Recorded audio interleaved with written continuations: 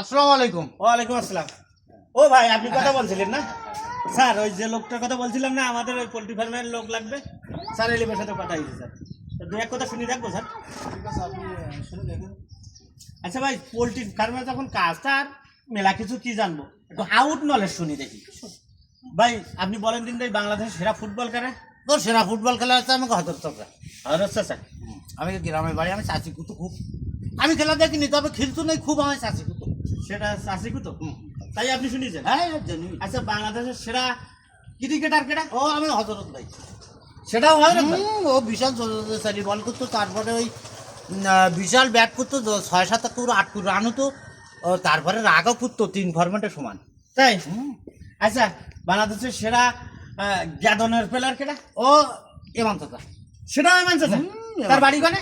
ও বাড়ি আমি গ্রামে, ও কলকাতা ইন্ডিয়া সারে জায়গায় খেলাম। আচ্ছা ভাই, এই বাংলাদেশের সেরা খেলা তো ওই জাতীয় খেলা তো হাডুডু খেলা। হাডুডু। তো হাডুডু খেলার সেরা প্লেয়ার ও আমি জেরু চাচা স্যার, ও আমি মানবো না। সেটাও জারু স্যার। ও আমি মানবো না।